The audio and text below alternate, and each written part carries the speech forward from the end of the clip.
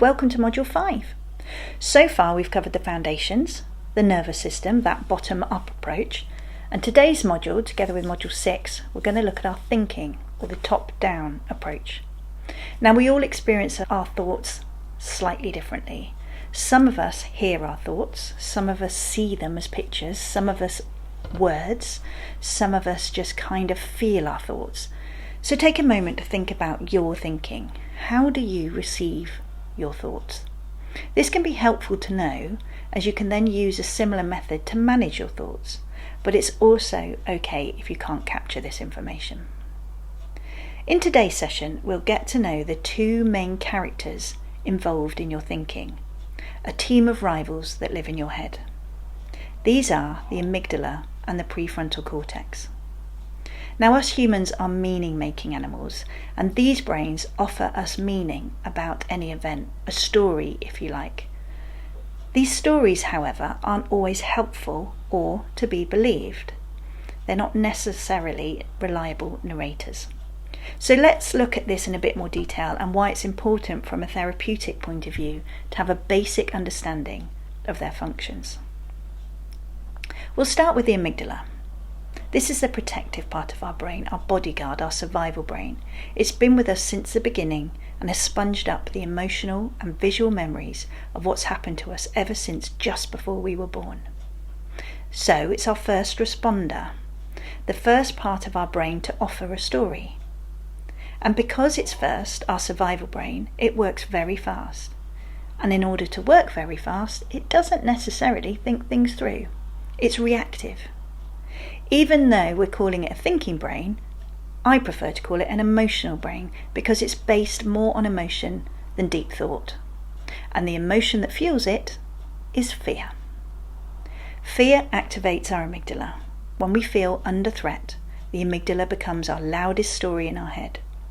If we go back to our polyvagal learning from the last two modules, when we're in that middle state, state 2, this is a state that works with our amygdala. So, anytime our nervous system is activated in this way, we're switching into survival mode, or we could say emotional thinking. And if our body senses a threat, our amygdala will then find the meaning behind it and tell us what the fear means, whether it be a perceived or real threat. And this is where things can go wrong, as the emotional brain can often misinterpret threat signals. So, for example, we may be struggling at work and our amygdala may tell us that this project is too difficult, maybe we're not good enough to do it, when actually we're just hungry or tired. The amygdala is very egocentric and subjective, meaning it only sees the world from our point of view. It's there to protect us, so it only looks out for us. This again can be problematic, as it can lead to disconnection and even conflict with others. Our amygdala is incredibly defensive and can zone in on a perceived threat and want to protect us from it, so we can sometimes take a strong line and dig our heels in about something which, when we've calmed down, may later make no sense to us whatsoever. For this reason, I would advise you to never get into an argument with somebody who's highly emotional. They biologically cannot hear your point of view, and if you're stressed too, you can't see their point of view either. Emotionally charged arguments never go well.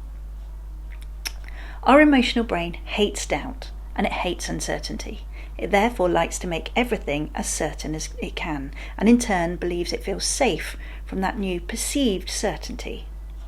This is also why our amygdala likes to imagine all the different outcomes of a situation. Where it doesn't know an outcome, and let's be honest, who truly does, it will make up a story to fill in the gap and imagine one. And that story may not be very helpful to us. It may, for example, catastrophize, tell us things we need to be careful of, or warn us of potential dangers, leading us to feel quite stressed, when actually we really don't need to be, as the situation is far safer than our amygdala is making it out to be. This is about self-preparation and self-preservation. And for some of us, we have an overactive brain that needs to bulletproof situations and only let us act if it's absolutely certain we'll be okay. And for those of us with brilliant imaginations, our creativity can be a blessing and a curse at times like this. We are born with this part of our brain, and it has accumulated lots of rules and strategies about how to stay safe and what is dangerous to us right from our birth. Unfortunately, if it uses a strategy that worked well once upon a time, it tends to pattern match a situation and try to use it again and again, even if it no longer serves us or the new situation. We need to be careful about what the amygdala is telling us to do, because it's not always helpful or relevant. It may not have adapted to who we are now and what we need now, and what we're capable of. An example to illustrate this is to imagine you're in a house that's on fire. You're upstairs and the only escape is out the window, over the flat roof and down a ladder. Unfortunately, there's broken glass all over the floor to get to that window, but you find some shoes and shove them on. Now the shoes are way too small and hurt your feet, but they allow you to navigate the broken glass and get out the house safely. This was successful for that occasion. However, you don't want to use ill-fitting shoes every time you feel unsafe, as this will result in other damage. Those shoes were for that situation alone, not for every time you feel scared. You need better shoes. Over time, our amygdala builds up a list of rules and beliefs to curate our safety based on what has gone before. It may create a narrative to keep us safe that was one time quite helpful, but is now quite unhelpful. This could include rules like others can't be trusted, or I am a bad person, I must please others, or the world is dangerous. It's quite rigid in its thinking, so it can get really locked into these thoughts or beliefs. In Module 6, we look more at when these rules and beliefs no longer serve us and how to adapt them effectively. Moving now onto the prefrontal cortex, known also as the PFC. This part is more rational, logical. In fact, it is a thinking brain, as opposed to the amygdala, which, as we know, is more of a vibe-based brain, a feeler. The PFC is factual. This is a really important difference. It looks at what it knows to be true, and so is also quite happy to say, I don't know. So when there's uncertainty about an outcome, it's able to say, I don't know how this is going to turn out, whereas the amygdala will need to know and imagine something to fill the gap. It's not a form of self-preservation and rehearsal to imagine the worst case. It's just an exercise in distressing ourselves for no reason. As humans, we need to tolerate uncertainty, to sit with, I don't know, and that's okay. It's absolutely important to plan some things and risk assess other things, but often not to the extent our amygdala demands. It's also important to know that we can cope with uncertainty, and we have the resources to manage whatever comes our way, if it comes our way at all. At least 90% of what we worry about never happens, and most big events that happen we never even imagined or prepared for. The PFC is a second responder and can be slightly sluggish. Sometimes it doesn't even respond at all.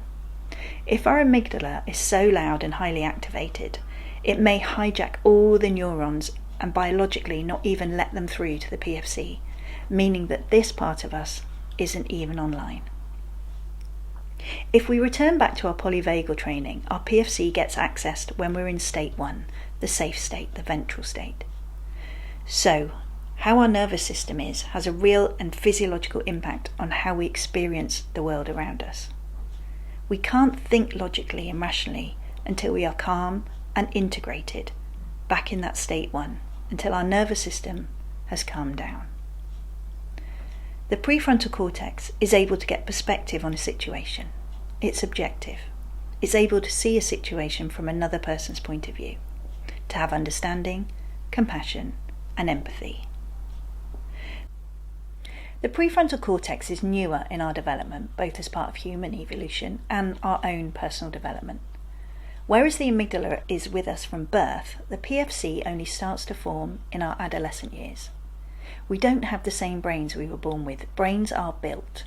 The teenage years are incredibly tumultuous in terms of our neurological development and the amount of chemical changes that happen. A whole course could be devoted to this alone, to be honest. And one of the most impactful changes during our teenage years is the development of the PFC, which starts around age 10 to 12 and doesn't complete until our mid to late 20s. We can, however, start to access it and use it in our teens, and the more we use it, the stronger it builds. So, the environment we develop in also plays a huge part in the formation of our brain and how we function as an adult.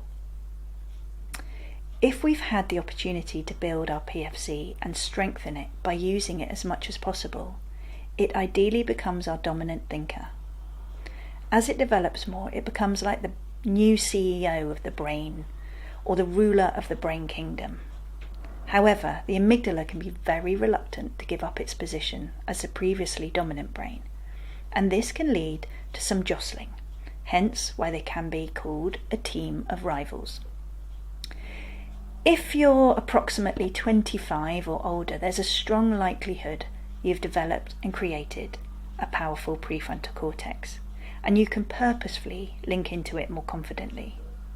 You may have experienced a more disrupted upbringing.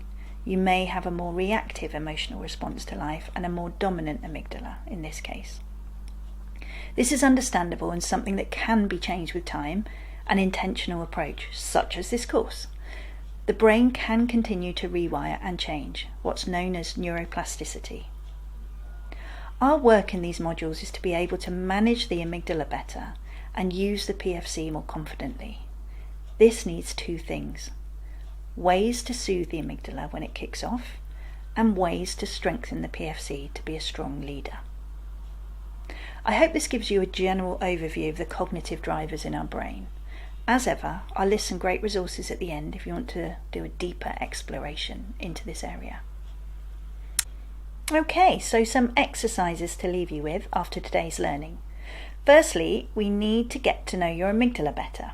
So I'm going to ask that you create an avatar or a character for your amygdala and give it a name. It can be anything you like, such as an animal, an inanimate object, a fantastical creature from your own imagination. It could be a pigeon called Steve or a piece of fluff called Bobbit. It really doesn't matter, as long as it's neither good nor bad. Keep it neutral.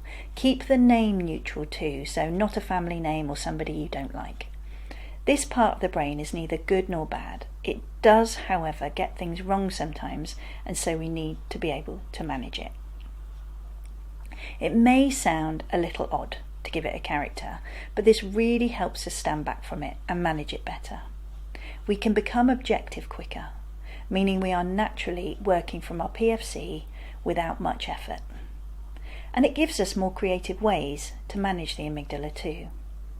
The brain has no boundaries, so get as creative as you like. It's also okay if you just want to see it as part of the brain and call it your amygdala. The second part of getting to know your amygdala is to notice how it thinks, so that you can recognise when it's doing the talking. At the end is a list of unhelpful thinking styles.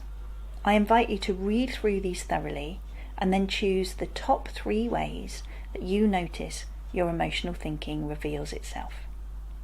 You will then have some clues of what to look out for when you hear your brain talking, or even when you're talking out loud. You may also start to notice these in other people. Common styles are words like should, must do, ought to. These are rules that our amygdala has sponged up from someone else or somewhere else, like society, our gender, our school, our family, and we don't actually feel aligned with us anymore, so they need challenging. Give yourself some time to do these exercises, as in our next module you'll need to bring your amygdala along with you and be able to identify it in order to get the most out of the strategies we'll look at together. So, I will see you in module 6 with your amygdala.